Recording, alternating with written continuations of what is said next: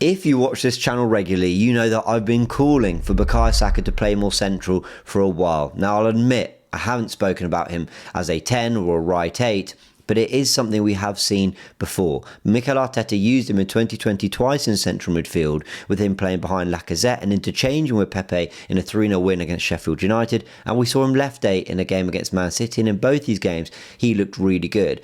And it was those performances that left a lot of Arsenal fans going, we can see Bukayo Saka doing a lot of good work centrally. Now, like I said, I never called for him to play in midfield, but I did want to see him more up front, or at least on the right, with more licence to move central. Now, to be fair, in this game against Wigan, the 4-0 win, we saw him playing in the right 8, but it was interesting because Mikel Arteta, after the injury to Calafiori, could have just brought in Nketiah, or could have given those minutes to Rice or Zubimendi. Instead, he opted to go for Bukayo Saka, which tells me that it's something that Mikel Arteta really wanted to see. And did it work? I think it worked brilliantly. Can it work for the rest of the season? I think so, and that's what we're going to break down in this video. Now, before we go into the moving of Bukayo Saka into a new position, a new role, I want to say this.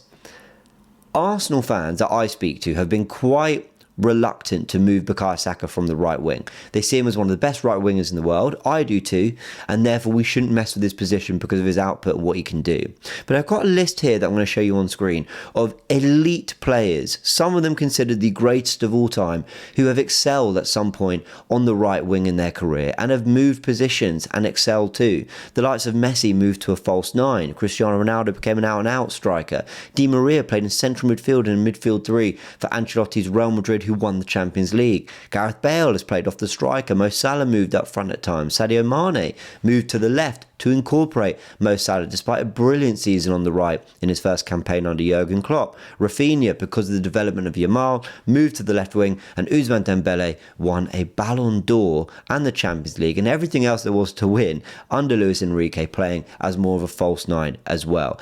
These were players that at some point were just considered some of the best in the world on the right wing, but they adapted, they moved positions because the game evolved, because the tactics, the system, and their quality and versatility meant that we could get another level from them. I don't see why Bukayo Saka could or should be any different. I think he can evolve and go another level by playing him more central and adapting his position too. We've spoken about this loads. Go check out other videos on the Goonerverse where I've discussed it. But what I want to talk about in this video isn't so much just Bukayo Saka being central, but more the use of the right 8 and the use of that midfield position, because I don't think it's a position we have maximised under Mikel Arteta. When you look at Kevin De Bruyne and some of the underlapping runs he's made as a Man City player, it felt like a weapon with his power and his right foot that felt somewhat unstoppable. And I'd always watch it and think, why can't the opposition just plan to stop this run? You know he's going to do it. Why can't they get across? I think it's because it's very, very difficult to track that runner. I'm going to explain why. And I'm going to explain it by showing you two things on the tactical pad, two moments which Arsenal have used that underlap really well, and try and explain how it's going to benefit Bukayo Saka from that position. I want to start with this game. City won, Arsenal won at the time. It ended 2-2. It's the game where Trossard got sent off. But as you can see, here's Declan Rice.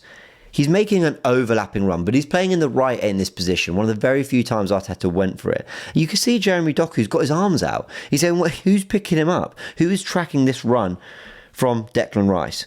He makes the run, and it results in a corner for Arsenal. We score from it. Gabriel scores. But as you can see, it's quite difficult for the Man City players because the fullback is worrying about Bukayo Saka. The centre-back is thinking, well, I'll cover that run, but it's always easier said than done. And the midfield, let's just go back a sec. And the midfield don't want to get across to Declan Rice because it feels like they're being pulled far too far away from their kind of, set positions where they should be covering in 2 banks of 4. So Declan Rice ends up winning the corner, largely unmarked, and we go and score from it. This is another example of where we score from a similar movement. Here's Gabi Jesus, here is Martin Ødegaard, and he makes that run. But let's zoom in again on the players. He's got on the blind side of the fullback, Ashley Young there. He's got on the blind side of him because no matter what, even though Young knows that Ødegaard's making that move, he can't help but be drawn to the right winger. Ultimately, on paper, the right winger is the threat for Ashley Young to deal with. So while he's got an eye on Ødegaard, he's hoping Doucouré might cover, but Doucouré is keeping an eye here on Martinelli. McNeil is thinking, well, I'm going to get dragged across because why as a left winger would I go all the way to a left centre-back role? So it causes a lot of confusion. What does it lead to? This cutback and a Tomiyasu goal. We pull it back to 1-1, end up winning on the final day against Everton. 23-24, we end up winning 2-1. So those are just examples of where we have used the right 8 and that channel run quite well. But Declan Rice rarely plays as a right 8. We never do it. Martin Odegaard being left-footed, always the angles are uncomfortable for him. I mean, even him pulling off that moment against Everton feels quite unlike Martin Odegaard. So what we're trying to find out is how to get Bukayo Saka into that area of the pitch more regularly in a way that's comfortable for him, like he did against Wigan, where it worked really well and he can use his right foot. Well, before we go into that, I want to talk about something that Mikel Arteta said about Bukayo Saka. Now, you can pause here if you want to read the whole quote. But I like this second paragraph where he says, I like when Bukayo is more central, that he's closer to the goal. It's a bit more difficult for the opponent to get his reference constantly. I think that's a really important quote. We're going to go into that a little bit more in a second. He goes on to say, he can interchange positions with the wide player as well, and he's so good at picking those spaces. When he's there, he can really hurt you with the ball. Now, let me show you here, going back to the tactical pad again. This is the 3-0 win against Sheffield United. It's 0-0 at the time. Bukayo Saka, who started as the 10, has interchanged with Nicola Pepe, and now it's Martinelli hugging the touchline, and you've got your false 9 dropping deep, you've got runners from Ceballos, from Pepe, and you've got Bukayo Saka pulled all the way out here. It's confusing for Sheffield United. It's really, really fluid, and it was one of our better performances in what was a really difficult season for Arsenal, but we did win 3-0 against a decent Sheffield United side. Now, when we talk about Bukayo Saka getting into these central spaces a little bit more, because that's just touching on that second part of the quote that Mikel Arteta said, we're looking at Bukayo Saka and basing how can we get you more central? Now, something I've just simply asked is, can we just ask him to stand there more? So, again, back to the tactical pad. Here is Bukayo Saka just sitting in the half space, just sitting in between fullback and centre back. A little bit confusing for the central midfielders, but the reality is that this space here, I just don't think you get that in the Premier League these days. I know this was only 2 years ago, but I don't think Arsenal were maybe quite as rated at the time. I think teams take Arsenal a bit more seriously. Off the ball, most coaches and sides are a lot more coherent now. I don't think you get that space with Ben White simply allowed to hug the touchline like that anymore. I don't think you're going to get that space. Now, we do end up giving the ball to Bukayo Saka here. He ends up receiving it actually in the box, and then he goes on and scores. Good luck getting that kind of space these days. I'm not sure it's going to happen. So yeah, you can simply just ask him to stand there. You play him as the right winger. You ask Ben White and Timber to get forward and you make that work. But I don't think you're going to get that, these days as much. And if you do, it's very, very rare. So what you're looking for is something more like this. What we did against Wigan, which was really good. Here's Noni Madueke. He plays that underlapping ball to Bukayo Saka, and Bukayo Saka fires it across goal. Now, what's really interesting is all this space he's got. How has Bukayo Saka got the freedom of the penalty area there to run into? Well, we're going to annotate it in a sec, but I think it's because none of these players quite know who's picking him up, because the central midfielders are worried about natural central midfield positions. The fullback's getting across to Madueke, and this player's thinking, well, I can get across to Saka if they do play that pass. But the reality is, like we said with the Declan Rice moment, it's much harder to defend than you think. Now, to be fair, Wigan were also very, very poor on the day. I think we probably should say that. But I think there's definitely something about having Bukayo Saka in those central spaces, having him standing there and asking a different question of the opposition's kind of rest defence than actually having him make those runs into those positions from the right wing. I'm going to annotate it here. Bear with me 1 second while we just go to the tactical pad, as you can see here, and we're just going to get some set sort of tactics on the board. So what I've got here is, ignore the 11s. I mean, it's basically sort of our 11 against Wigan and Tottenham. I just put them in there for the sake of it because I needed an opposition. Now, the thing I really, really want to illustrate is why I think starting him on the right wing and asking him to simply move into that position actually isn't quite as effective as just having him in that right 10 space in the first place, and that being a set position. So we've got the ball here. let's give the ball to, I don't know, Bukayo Saka, right? Now, naturally, we said you can make that pass there and Ødegaard gets to it. That's what we saw against Everton in that screenshot I showed.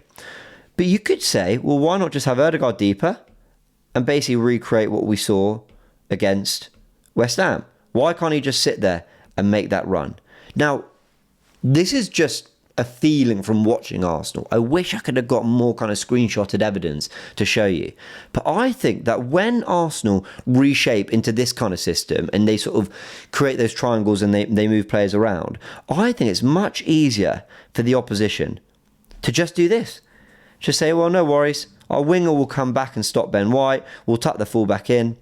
And bam, we've got a nice back five. We're quite comfortable. And the reason they're happy to do that is because very simply, Spence goes, yeah, cool, I'm comfortable in that area of the pitch. I'll just follow Bukayo Saka in. And wherever he goes, if he comes out wide, if he moves more central, I'm happy to go with him. Ødegaard is then going, look, I'm not the best one-on-one defender in the world, but I'm happy to combine on that side with Ben White, go over, follow him, and just add a fifth player. What he doesn't want to do is track Ben White there, and Bukayo Saka, is then on the touchline. But then do we really want Ben White making that underlapping run when we could get the quality of Bukayo Saka? So I think that's a reason why ultimately, by having him as the right winger, fundamentally, Spence goes, yeah, cool. Or the fullback fundamentally goes, cool, I'll follow you on the inside. And that run for Bukayo Saka isn't there like it might have been before. But let's just move the players for a second. In fact, actually, let's take Martin Ødegaard out of the team. And let's say that Bukayo Saka is the starting 10 and Madueke is there. I think this becomes suddenly so much harder. Even though he's in the same position, naturally, Ødegaard's going, well, my man is Ben White. Spencer's going, well, I'm in a one-on-one battle with Madueke. That's who I predominantly need to worry about. So you're basically saying, all right, well, Bukayo... Sarr, the central midfielder, has to get across and track him. But I think I think you've got to be way more disciplined as a central midfielder to go, yeah, I'm happy to vacate this complete area of the pitch and keep following the underlapping run of Bukayo Saka. I think having a bit of a moment here. Okay, don't know what's going on here, but we've managed to highlight the whole tactical pad. Anyway, I think it's much harder for Sarr to basically keep wanting to track Bukayo Saka, and Spence isn't going to go over and say, okay, it's fixed itself. Spence isn't going to want to go over and track Saka there, because then you're leaving Ødegaard one-on-one with Madueke. And Ødegaard doesn't want to track a winger as good as Madueke all the way down the line. So naturally, it's essentially a two-pronged attack. You're basically saying, well, who do you want to pick up? Because if you do want to pick up Madueke, fine. Well, you're going to leave Bukayo Saka up against a Sarr or someone, or you're asking Van der Ven to come across, but then there's more space in the penalty area. So I think it's simple little things like that where, yes, in theory, Bukayo Saka is standing in the same position. He's still occupying that same area of the pitch that he did against West Ham, or he did in other games where we tried to get him a little bit more central. But I think by having him as a starting 10, he's much harder for the opposition to pick up. I also think this is just an example of what the future could be. With Max Dowman coming through, Ethan Nwaneri, we know he's going to play a part in the future. Noni Madueke, £50 million signing. How do you fit them all into the team? Now, Ødegaard might have to evolve into more of a left eight. He might have to trade, he might have to trade game time with like a Zubimendi. If they could be the left eights, then you have a Norgard and a Rice sitting. I don't know. Maybe that's how you rebalance the midfield. But fundamentally, I think when you've got four players like that, this is how you get the best out of them, by essentially saying, yeah, we can alternate on the touchline too, because Saka can pull out wide, so Madueke can go more central. You can certainly do that with Dowman and Nwaneri as well. But more importantly, I think the opposition are going, okay, but who's quite picking up Saka? Because even if it is Sarr or that central midfielder following Bukayo Saka all the way in, I think it's much harder to stay disciplined the whole time and keep tracking that run and vacating the amount of space that you're vacating, or that you should be keeping an eye on in your kind of set two banks of four. And you're being pulled so far away from that, then other 10s like Eze, your striker dropping in, suddenly find themselves with much more space to hurt you, like we saw Eze do in the North London derby as well. So that's why I think Bukayo Saka in midfield works. I'd love to know your thoughts. Do you think it's something we're going to see more of this season under Mikel Arteta? He tried it for a reason. Like I said, Nketiah, Rice and Zubimendi could all have played in that game, but he wanted to see a very attack-minded midfield with Bukayo Saka in the right 8, and I think there's a reason for it. So I think we can expect to see more of it throughout the rest of the campaign.